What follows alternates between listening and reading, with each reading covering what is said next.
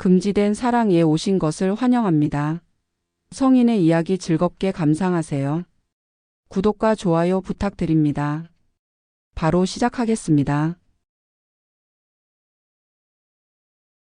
안녕하세요. 저는 민재라고 합니다. 오늘은 제주도에 있는 한 리조트 호텔에서 겪었던 이야기를 여러분과 함께 나누고 싶어요. 세 쌍의 부부가 모였는데 남편들은 상자에서 방 열쇠 3개 중 하나를 뽑았고 그동안 아내들은 각자 다른 방에서 기다리고 있었어요. 제주도의 바람이 창밖을 스치며 묘한 분위기를 더했던 그날, 저는 어떤 여행이 될지 상상도 못했어요. 저는 안경을 쓴 31살 초등학교 선생님이 기다리는 방의 열쇠를 뽑았습니다. 문을 열자 그녀가 조용히 앉아 있었는데 차분하고 순수한 인상이 강했어요. 그런데 문을 잠그자마자 그녀가 보여준 대담한 눈빛과 태도는 저를 놀라게 했죠. 이런 모습일 줄은 몰랐어요. 라는 생각이 스쳤지만 곧 그녀의 열정에 휩쓸렸습니다. 우리는 서로를 탐닉하며 점점 더 깊이 빠져들었어요. 그러다 문득 옆방에서 제 아내 은채의 목소리가 들려왔습니다. 순간 가슴이 쿵 내려앉았어요. 질투인지 분노인지 모를 감정이 치밀었고 이 선생님의 남편이 아내와 있다는 사실이 머릿속을 맴돌며 저를 더 격렬하게 만들었어요. 제 안에 잠들어 있던 본능이 깨어난 느낌이었죠. 이걸 부부 교환 여행이라고 부릅니다. 낯선 부부들이 웹사이트를 통해 만나 함께 여행을 떠나는 좀 독특한 휴가 방식이에요. 여행이 시작되면 배우자들이 서로에게 잠시 공유되는 듯한 느낌이 들죠. 한국에선 흔치 않은 일이지만 그런 모험을 찾는 사람들이 있다는 걸 알게 됐어요. 저도 얼마 전에 비슷한 경험을 했었는데 이번엔 정말 예상 밖으로 일이 커졌습니다. 제 인생을 송두리째 흔들어 놓은 사건이라고 할까요? 그날의 기억은 아직도 생생해요. 모든 건 제 아내 은채가 먼저 제안하면서 시작됐어요. 결혼 10년 차 매일 반복되는 일상에 지쳤고 우리 사이의 열정은 이미 많이 식어버렸죠. 아이도 없으니 집은 늘 조용했고 권태기가 점점 더 깊어졌어요. 한국에선 결혼하면 잘 살아야 한다는 무언의 압박이 있잖아요. 그 기대가 점점 무거워지면서 이혼이란 단어까지 머릿속을 떠나지 않았어요. 은채와 진솔하게 대화를 나누려던 날 집에 들어서자 그녀가 평소보다 일찍 와 있었어요. 저를 보자 살짝 당황한 기색이 역력했죠. 왜 이렇게 일찍 왔지? 라는 궁금증이 들었지만 별말 없이 거실로 들어갔어요. 그녀가 된장국을 끓이는 동안 호기심에 노트북을 슬쩍 열어봤는데 놀랍게도 부부 교환 여행이라는 웹사이트가 화면에 떠 있더라고요. 순간 심장이 쿵 내려앉았어요. 이게 뭐야? 머릿속이 혼란스러웠죠. 사이트를 조금 더 들여다보니 이건 단순한 단체 여행이 아니었어요. 세련된 형태의 스윙어 모임에 가까웠죠. 가입 조건도 꽤 까다로웠어요. 부부마다 일회성 인증비로 50만 원을 내야 했고 둘 다 40세 미만의 4년제 대학 졸업자여야 했습니다. 신규 회원은 한 달에 한 번만 여행에 참여할 수 있고 한 번에 3쌍의 부부로 제한됐어요. 실버 회원은 한 달에 2번 최대 10쌍까지 주최하거나 참여할 수 있었고 골드 회원에 대한 정보는 상위 등급만 볼 수 있게 숨겨져 있었죠. 이런 체계적인 규칙을 보니 더 신기했어요. 신규 회원의 첫 여행 규칙도 자세히 적혀 있었어요. 온라인에서 100일 동안 서로를 알아간 뒤 정해진 목적지에서 만나는 거예요. 여행 당일 아내 셋이 무작위로 방에 들어가고 남편들이 상자에서 열쇠를 뽑아요. 열쇠로 문을 열 때까지 그 방에 누가 있는지 모르고 그날 밤은 그 사람이 내 파트너가 되는 거죠. 이걸 읽으면서 이상하게 가슴이 뛰기 시작했어요. 은채와 함께라면 어떤 느낌일까? 내가 다른 남자의 아내 열쇠를 뽑고 누군가 은채의 열쇠를 뽑으면? 방이 붙어 있으면 어떤 소리가 들릴까? 상상이 꼬리를 물며 점점 더 생생해졌어요. 온몸이 뜨거워지더라고요. 그때 은채가 방에 들어오는 소리도 못 들을 정도로 몰입해 있었어요. 화면 속 세상에 푹 빠져버린 거죠. 갑자기 은채가 노트북을 확 낚아채 닫으며 소리쳤어요. 뭐야, 허락도 없이 내 컴퓨터를 왜 봐? 너무 무례하잖아. 얼굴이 새빨개진 채 화를 냈어요. 저는 어리둥절했죠. 늘 보수적이고 조용했던 공무원 은채가 이런 사이트를 어떻게 알게 된 걸까? 충격이 밀려왔어요. 왜 그렇게 쳐다봐? 그녀가 퉁명스럽게 쏘아붙였지만 눈은 저를 피해 갔어요. 그 당황한 모습이 묘하게 매력적으로 느껴졌어요. 새삼 그녀를 다시 보니 은채가 정말 예쁘더라고요. 키는 165cm 정도, 몸무게는 50kg 내외로 날씬했고 피부는 부드럽고 하얗죠. 우리가 가까웠을 땐 늘 저에게 모든 걸 맡기던 그녀였어요. 방금 읽은 내용과 겹치며 이상한 끌림이 생겼어요. 그 순간 그녀를 갖고 싶다는 욕망이 강하게 치솟았죠. 저도 모르게 뜨거운 눈으로 그녀를 후려봤어요. 은채가 제 시선을 느끼곤 어색하게 몸을 움직이며 말했어요. 뭐야, 왜 그렇게 봐? 노트북을 꼭 안고 방을 나가려 했죠. 그녀의 날씬한 허리와 걸을 때 흔들리는 곡선을 보니 더 이상 참을 수가 없었어요. 앞으로 달려가 그녀의 허리를 붙잡고 벽에 밀어붙였어요. 숨소리마저 뜨거웠던 그 순간 저는 제 감정을 주체할 수 없었어요. 우리는 오랜만에 서로의 체온을 나누며 뜨거운 사랑을 나눴습니다. 얼마 만에 느끼는 육체의 쾌락인지 단지 부부교환이라는 한 단어에 이렇게 새로운 흥분을 느끼다니 믿기지 않았습니다. 이후 은채가 제 품에 기대 숨을 고르고 있을 때 그녀의 긴 머리카락에서 나는 은은한 향기에 취하며 궁금했던 걸 물었어요. 그 사이트 어떻게 알게 된 거야? 누가 말해줬어? 은채는 잠시 망설이다 결국 털어놨어요. 직장 동료가 추천해줬다고요. 제가 모르는 사이 그녀가 결혼 생활의 어려움을 털어놓았던 거예요. 이혼 직전이라는 말에 그 동료가 관계에 활기를 줄 방법으로 제안했다고 했어요. 결정은 은채에게 맡겼다고요. 그 말을 듣고 조심스럽게 물었어요. 그럼 우리도 한번 해볼까? 은채가 놀란 눈으로 저를 쳐다보며 말했어요. 아니, 무서워서 싫어. 목소리에 약간의 떨림이 섞여 있었어요. 처음엔 아쉬웠지만 뭔가 석연치 않은 느낌이 들었어요. 그래서 조금 더 밀어붙여 봤죠. 은채, 우리 결혼에 진짜 문제가 있어. 뭔가 바꾸지 않으면 이혼밖에 답이 없을 것 같아. 그녀의 눈에 눈물이 살짝 고였어요. 제 말뜻을 알아들은 거죠. 민재 씨, 너무 몰아세우지 마. 생각할 시간을 좀 줘. 은채는 한참 바닥을 내려다보더니 한숨을 푹 내쉬며 말했어요. 알았어, 너랑 같이 가줄게. 근데 한 가지 약속해줘. 나중에 나를 미워하지 말아줘. 저는 깜짝 놀랐어요. 은채가 이렇게 쉽게 동의할 성격이 아니었거든요. 하지만 너무 기뻐서 깊이 생각할 틈도 없이 다른 두 쌍의 부부를 찾아 제주도로 떠나고 싶었어요. 인증 과정은 꽤 까다로웠어요. 지침대로 꼼꼼히 준비했고 시간이 좀 걸린 후에야 매칭을 시작할 수 있었어요. 브론즈 회원 페이지에 들어갔을 때 손이 떨릴 정도로 설렜어요. 위치를 제주도로 설정하고 35세 미만 부부로 골랐죠. 페이지엔 20쌍 넘는 부부가 참여를 기다리고 있었어요. 빠르게 후어보며 눈에 띄는 한 쌍을 골랐어요. 회사원 부부였는데 특히 부인 되는 수연 씨는 늘씬하고 다리가 예뻤어요. 제 취향에 딱 맞았죠. 그들을 선택한 뒤 두 번째 부부를 고르려는데 은채가 갑자기 제 손을 잡으며 말했어요.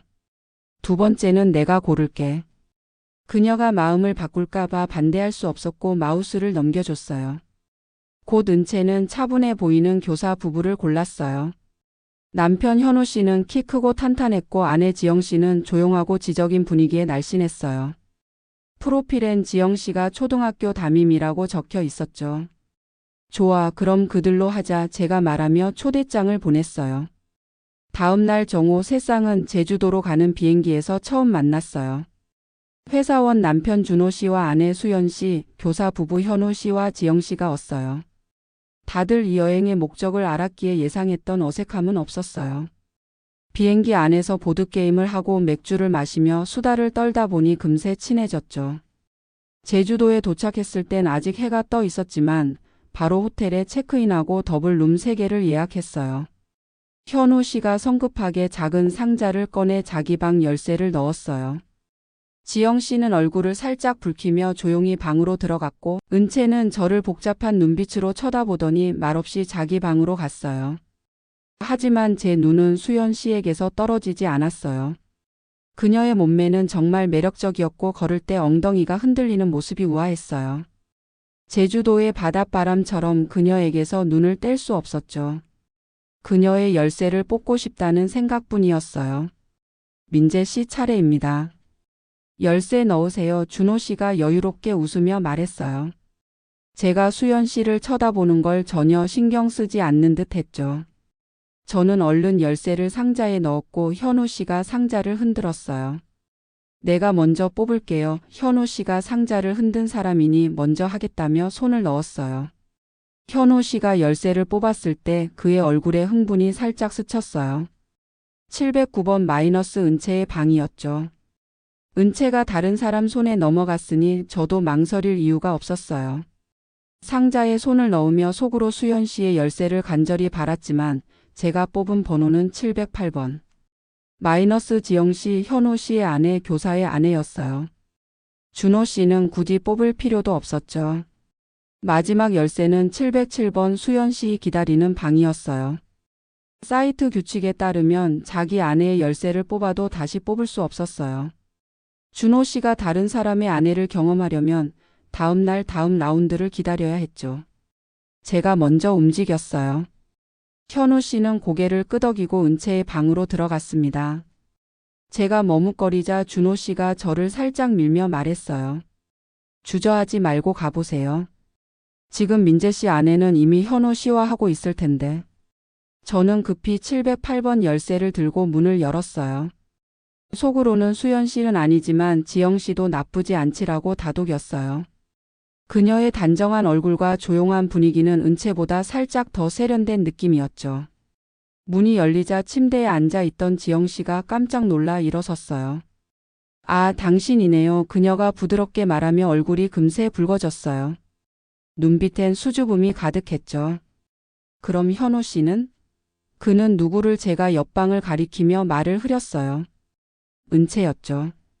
지영 씨가 불안해할 줄 알았는데 그녀는 살짝 미소를 지으며 말했어요. 그럼 잘 됐네요. 서로 죄책감 가질 필요 없겠어요. 그 목소리에 묘한 자신감이 섞여 있었어요.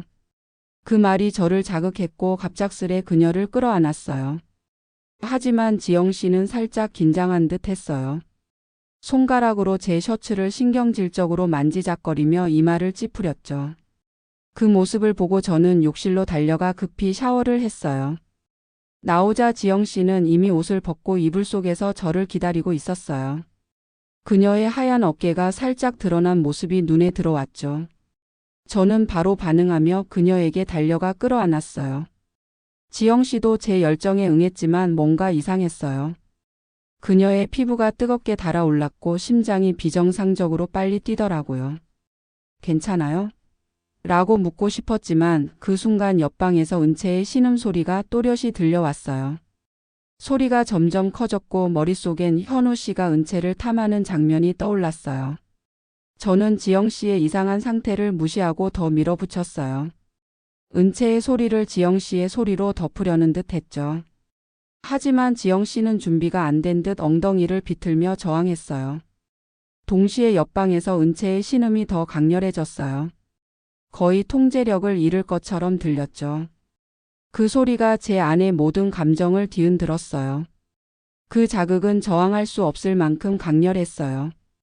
저는 지영 씨를 더 강하게 눌렀고 은채의 소리에 맞추려 했어요. 여자의 힘이 저를 막을 순 없었어요. 저는 쉽게 지영 씨를 제압하고 하고 싶었던 대로 했죠. 그런데 지영 씨의 반응이 제 예상을 완전히 뛰어넘었어요. 제가 그녀에게 들어가자마자 그녀가 격렬하게 떨기 시작하며 큰 소리로 비명을 질렀어요. 그리고 멍한 상태에서 허공을 핥히더니 손이 너무 심하게 떨려 손톱이 손바닥을 파고들어 피가 났어요. 저는 공포에 얼어붙어 움직일 수 없었어요. 가볍게 그녀의 얼굴을 때리며 지영 씨, 지영 씨 이라고 불렀지만 반응이 없었어요. 조금 전까지 뜨거웠던 그녀의 얼굴이 이제 무섭게 창백해지고 있었죠.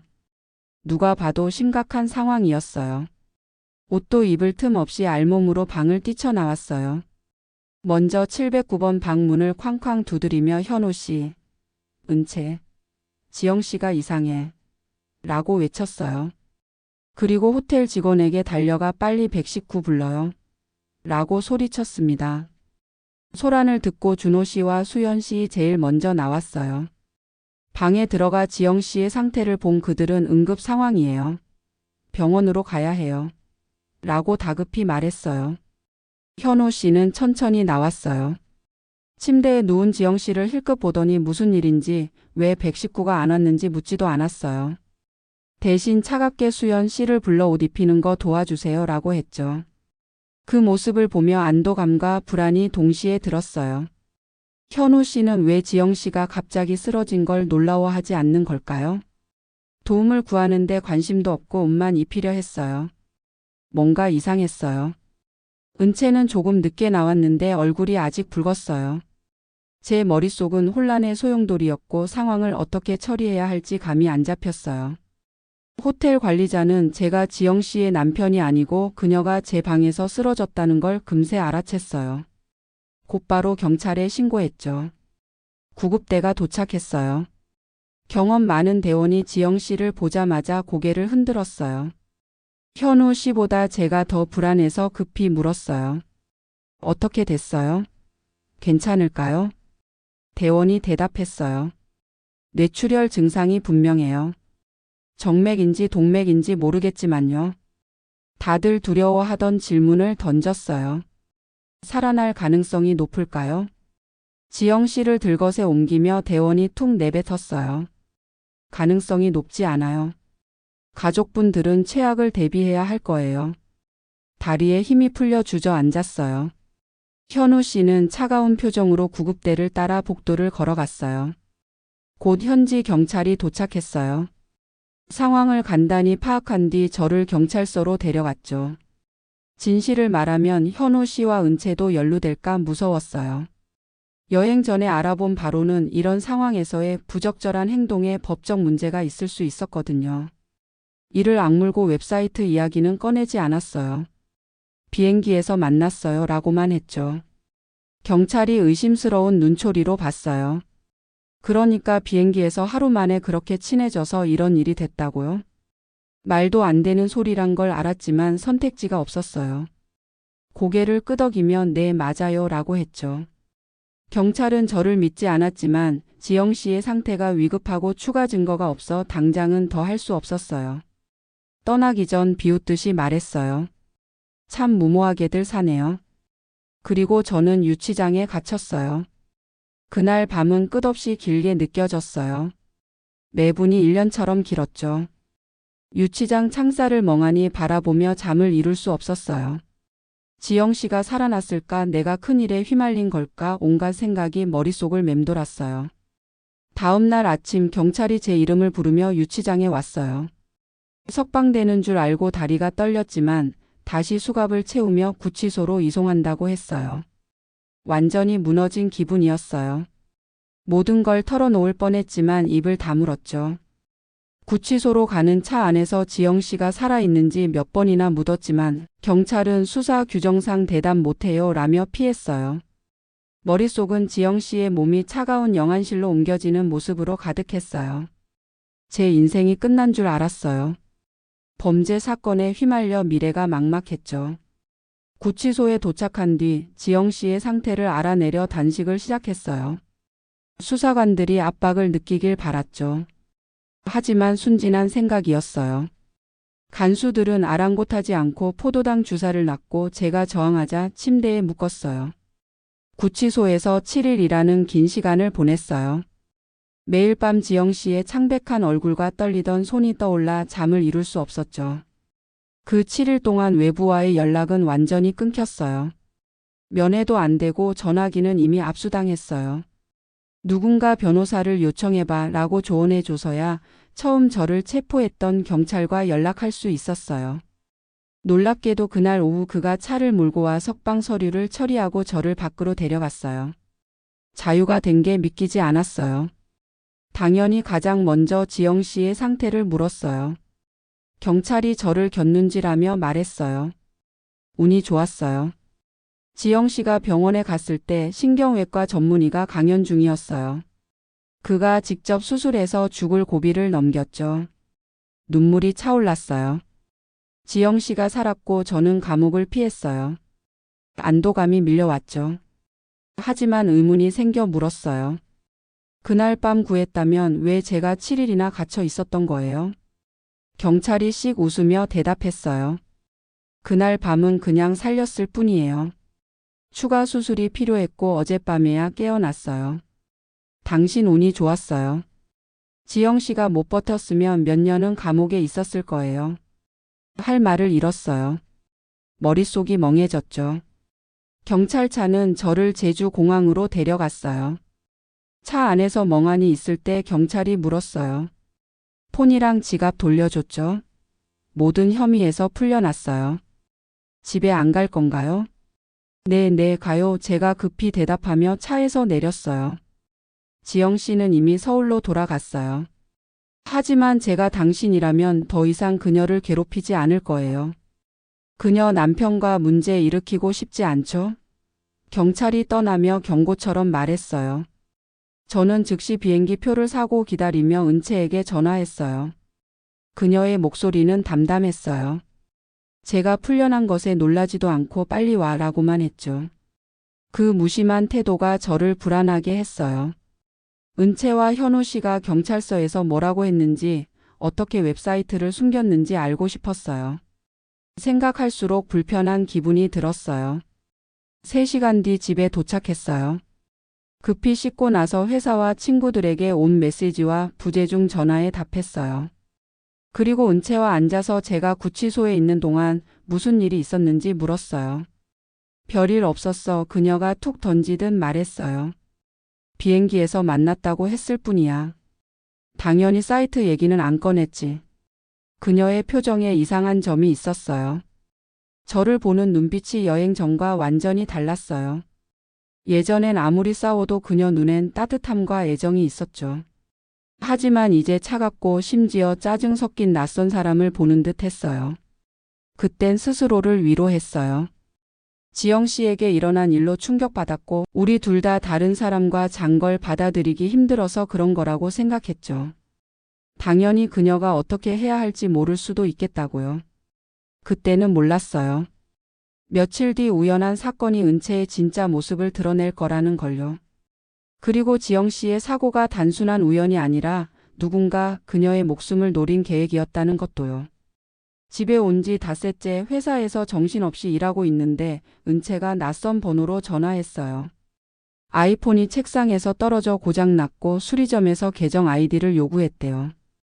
은채는 늘 계정 관리에 서툴렀고 제가 제 이메일로 설정해줬기 때문에 저에게 물어본 거예요. 일을 멈추고 아이디와 비밀번호를 알려줬어요. 전화를 끊고 폰을 내려놓았는데 문득 궁금증이 치솟았어요. 은채가 누구와 무슨 대화를 했는지 알고 싶어졌어요. 여행 전이라면 그녀의 사생활을 절대 침범하지 않았을 거예요. 하지만 제주도에서 돌아온 뒤로 뭔가 달라졌어요. 불편한 느낌을 떨칠 수 없었죠.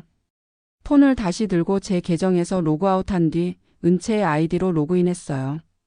클라우드로 그녀의 채팅 기록을 다운받았어요. 제가 프리미엄 서비스를 설정해줬기 때문에 사진, 영상, 메시지가 엄청 많았어요. 가장 자주 연락한 사람들의 대화를 먼저 확인했어요. 그러다 충격적인 걸 발견했죠. 카톡에 미스터리 매니아라는 이름이 있었어요. 1시간 전 은채와 애정 어린 메시지를 주고받았더라고요. 미스터리 매니아가 썼어요. 자기 나 보고 싶어? 은채가 답했어요. 보고 싶었어. 점심 먹었어? 그가 말했어요. 밥 못 먹었어. 너만 생각나는데 너 때문에 정신없어서 배고프지도 않아. 은채가 답했어요. 조심해. 지영 씨가 곧 퇴원해. 의심받을 짓 하지 말자. 당분간 안 만나는 게 좋겠어. 미스터리 매니아가 반대했어요. 그렇게 오래 못 참아. 며칠이나 참았는데. 너한테 다 쏟아붓고 싶어. 은채가 부끄러운 이모티콘을 보냈어요. 그러고는 덧붙였죠. 계획은 완벽했는데 그 신경외과 전문의 때문에 망했어. 운이 너무 나빴어. 그 사람이 아니었으면 지금쯤 자유였을 텐데. 미스터리 매니아가 답했어요. 걱정 마 자기. 지영이 보험금 받으면 그 멍청이 집도 우리 거야. 두고 봐. 그게 가장 최근 대화였어요. 폰이 고장난 뒤 공중전화로 연락했을 거예요. 더 뒤로 스크롤하며 예전 메시지를 봤어요. 읽을수록 몸이 차가워졌어요. 여름인데도 온몸이 떨리며 얼굴이 창백해졌죠. 미스터리 매니아는 현우 놈이었어요. 은채와 3년 전부터 알고 지냈죠. 둘 다 추리소설을 좋아해서 온라인 팬 모임에서 만났대요. 우연한 인연이 결국 호텔 방까지 이어진 거예요. 웃겼어요. 제가 결혼 생활이 지루하다고 이혼까지 고민했는데 은채는 3년간 바람을 피우고 있었어요. 저는 전혀 몰랐죠. 터무니없어서 웃음이 나올 지경이었어요. 하지만 그게 끝이 아니었어요. 더 무서운 게 드러났어요. 3개월 전 은채는 제가 이혼을 진지하게 생각하는 걸 눈치챘어요. 재산을 잃기 싫어서 현우 농가 제 집을 빼앗을 계획을 세웠죠. 집은 강남에 있었고 30평 넘는 면적에 30억 원 이상 가치가 있었어요. 부모님이 퇴직금과 대출로 사준 거였죠. 결혼 전 은채가 불안하다며 등기에 자기 이름도 넣자고 했어요. 당시 사이가 좋아서 부모님 허락 아래 그렇게 했죠. 그 신뢰가 이런 음모를 낳을 줄은 몰랐어요. 그들의 계획은 지영 씨의 죽음을 사고로 위장해 저를 감옥에 보내고 은채가 이혼하며 집을 차지하는 거였어요. 지영 씨도 피해자였어요. 6개월 전 두통을 호소하며 CT를 찍었는데 작은 동맥류가 있었대요. 치료하면 괜찮았을 텐데 현우 씨가 숨기고 결과가 분실됐다고 거짓말했어요. 스트레스라며 진통제를 줬죠.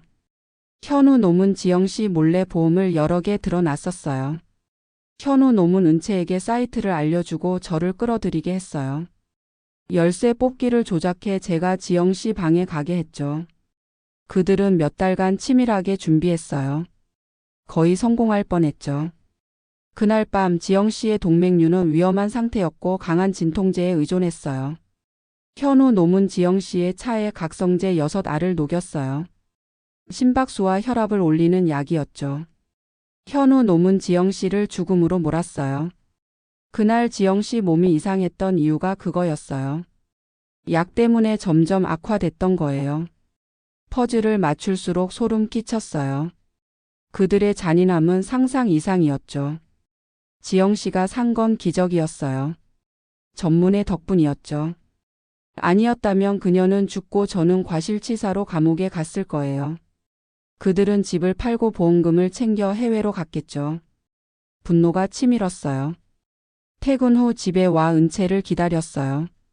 그녀는 아무 일 없는 척 제 좋아하는 생선과 과일을 사왔어요. 민재 씨 장 봤는데 도와줘 장난스럽게 말했죠. 가만히 그녀를 봤어요. 가까이 오자 벌떡 일어나 뺨을 때렸어요. 은채는 얼떨떨했어요. 미쳤어? 왜 때려? 눈물 섞인 목소리로 소리쳤어요. 말없이 폰을 보여줬어요. 메시지를 훑어보더니 얼굴이 하얗게 질렸어요. 제발 용서해줘. 무릎 꿇고 매달렸어요. 차갑게 말했어요. 용서할 필요 없어. 너와 그 놈이 한 짓은 용서 못해. 지영 씨에게 다 말할 거야. 안 돼. 애원했지만 지영 씨에게 전화해 카페에서 만났어요. 증거를 보여줬죠. 지영 씨는 충격받았지만 곧 결심했어요. 경찰에 신고해야 해요. 저도 동의했어요. 경찰서에 가서 고소했고 몇 시간 뒤 은채와 현우 놈은 구금됐어요. 나오면서 지영 씨가 말했어요.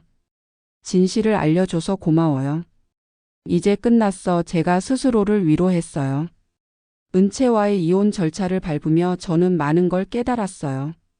사랑과 신뢰가 무너진 자리엔 상처만 남더라고요.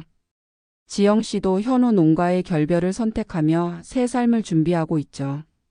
저는 집을 지켰어요. 부모님의 사랑이 깃든 이곳에서 과거를 딛고 다시 일어서고 싶었어요. 배신의 아픔은 컸지만 진실을 마주한 건 제게 새 출발의 기회였습니다. 앞으로는 저 자신을 더 소중히 여기며 진짜 행복을 찾는 여정을 시작하려 해요. 여러분도 관계에서 의심이 든다면 망설이지 말고 진실을 확인해 보세요. 그게 더 큰 상처를 막는 길일지도 모릅니다.